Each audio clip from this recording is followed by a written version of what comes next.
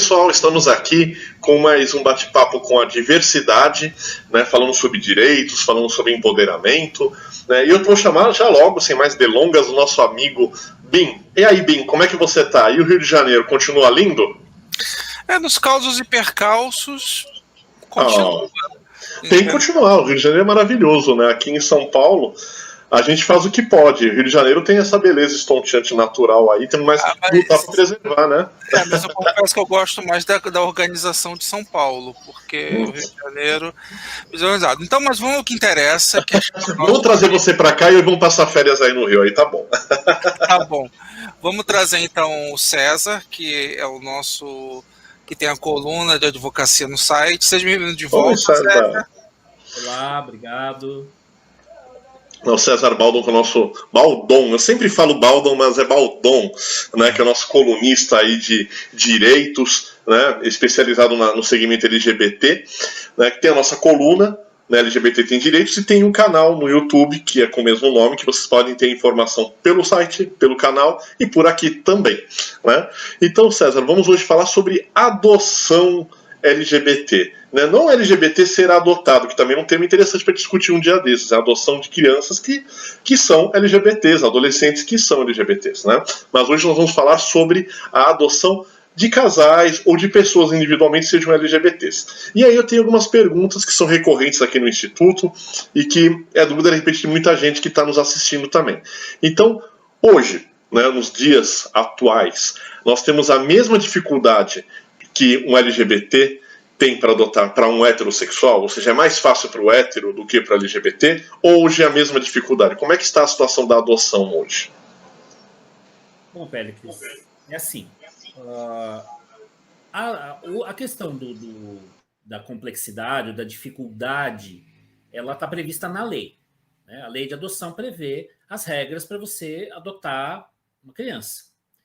E, em tese, como a lei é para todos, tanto casais heteronormativos quanto casais homoafetivos vão adotar, vão, melhor dizendo, passar pelo mesmo crivo, a mesma legislação e pelas mesmas obrigações e deveres inerentes à adoção.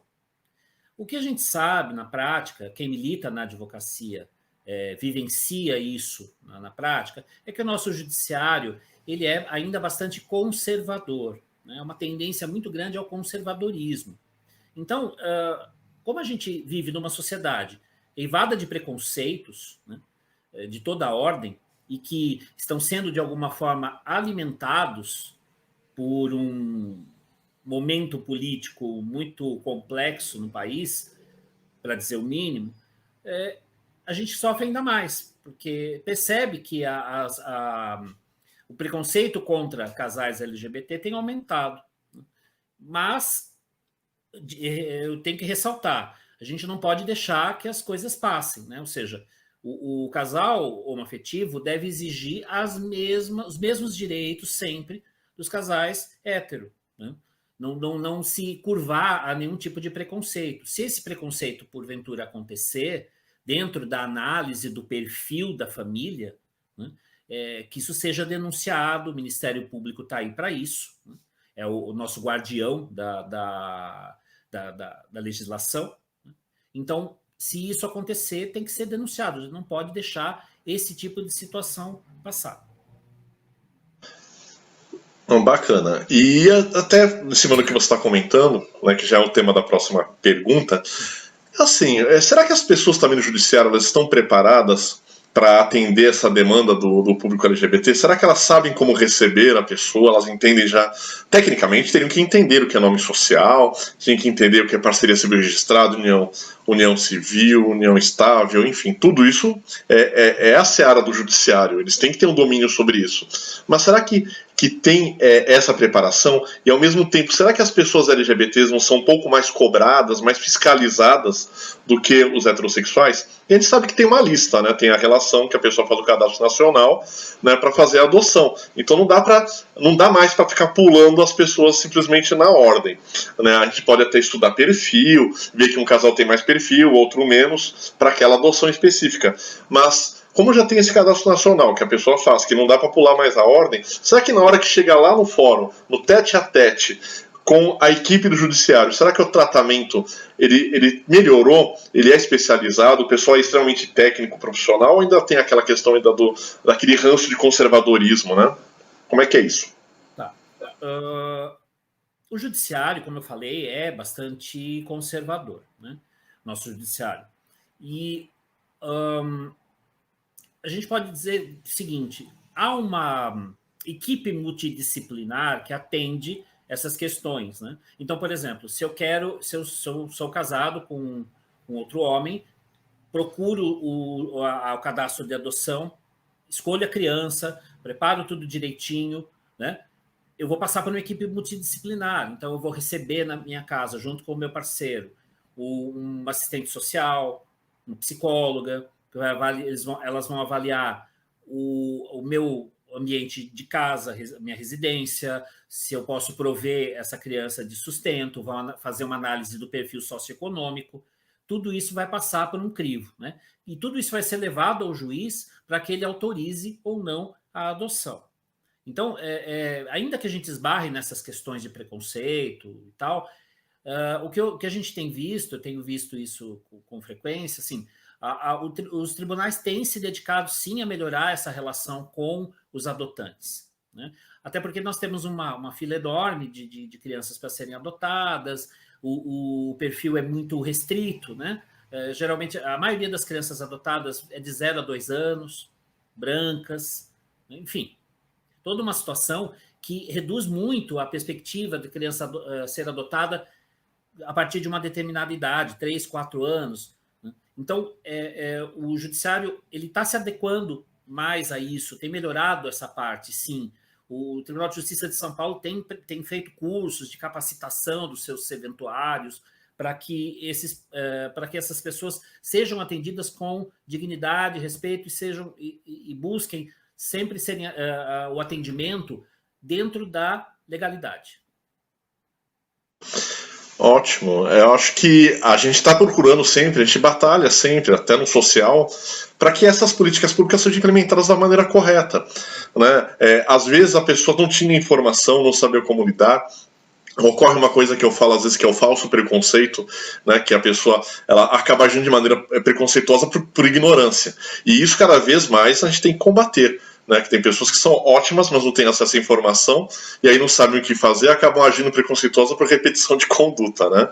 E para a gente finalizar, pelo menos esse bloco de hoje, né, porque esse assunto vai dar bastante pano para manga, né? Depois eu estou esperando as perguntas que o pessoal pode fazer para a gente. Manda pergunta para a gente pelo canal, pelo e-mail, diretamente para o César depois. Mas o importante é o seguinte: quando a gente vai contratar, entrar em contato com o fórum para fazer a adoção, a gente pode fazer diretamente, sim.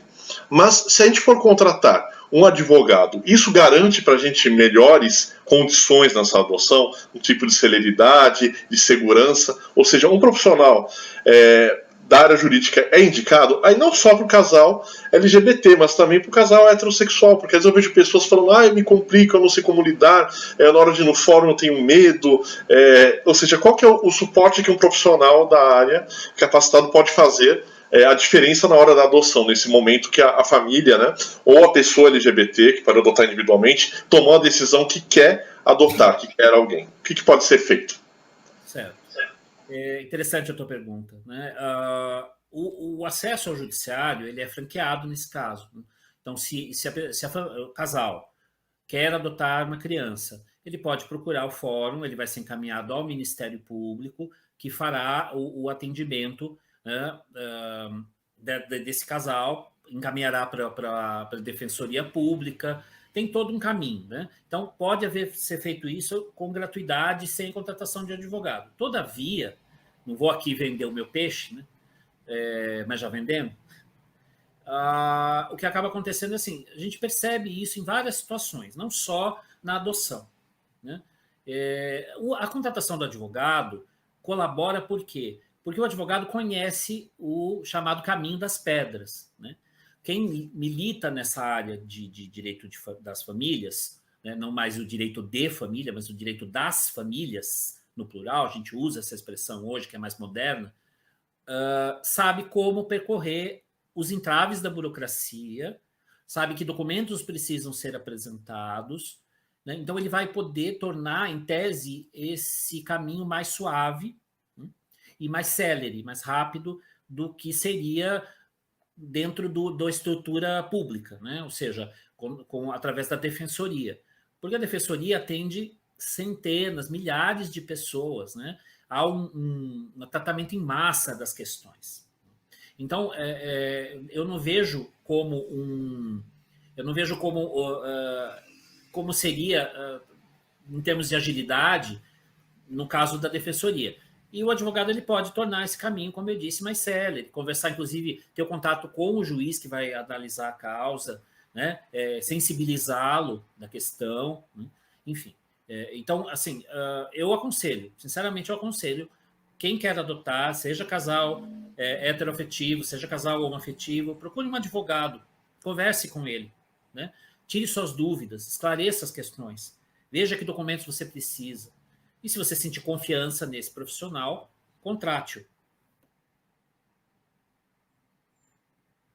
Porque as pessoas entendem que o advogado é sempre necessário numa situação de litígio, né? Até apareceu agora há pouco ali, assim como o advogado se faz a justiça, né? O advogado ele é um perfil importante, é um personagem importante para garantir a justiça, né? É o que a pessoa, é o que o cidadão, ele tem como acessar de forma privada para garantir os seus direitos, e é contratual, ou seja, ele vê o advogado e vê o que ele quer que o advogado faça para nos ajudar, né? Ele vai estar fazendo o melhor caminho. Então, é importante esse tipo de informação para as pessoas, porque elas acham que elas vão estar sozinhas, elas não vão estar sozinhas no processo de adoção se elas quiserem a ajuda de um profissional, né? E nós aqui também do Pró-Diversidade estamos sempre apoiando essas iniciativas, né, com a adoção, assim como apadrinhamento afetivo e outras formas de interação, até porque as famílias elas mudaram, né? E mudaram para melhor, porque elas são famílias mais inclusivas. E essas crianças que estão à espera de um pai, de uma mãe, ou de dois pais, ou de duas mães, ou de só um pai, ou de só uma mãe, elas vão estar ali muito mais bem amparadas dentro de uma família do que dentro de uma instituição, por melhor que a instituição seja, né? Ainda a família é a base da nossa sociedade, seja ela da forma como ela for, né? Sendo ela representando a diversidade que for, né? Então, gente, muito obrigado aí ao César. Façam nossas perguntinhas no nosso site, aqui você vai encontrar mais informações, né? O Bin aí do Rio de Janeiro, aí, eu não sei se ele está pensando em adotar, mas de repente ele tem um monte de brinquedos ali, acho que uma criança ia fazer um estrago aí no seu estúdio, hein, Bin? Nossa, ia ser divertido, mas se eu for adotar uma criança, ela vai ter os próprios brinquedos. Nessa coleção. Você gostou da coleção, César? Então, na verdade, tem gente que nasceu para ser pai, tem gente que nasceu para ser tio também. Então, acho que a gente tem que pensar qual é o nosso papel. Eu, por exemplo, adoro ser tio. Para mim, tio é uma coisa ótima. Também não sei como é que eu seria como pai. Quem sabe no futuro, né?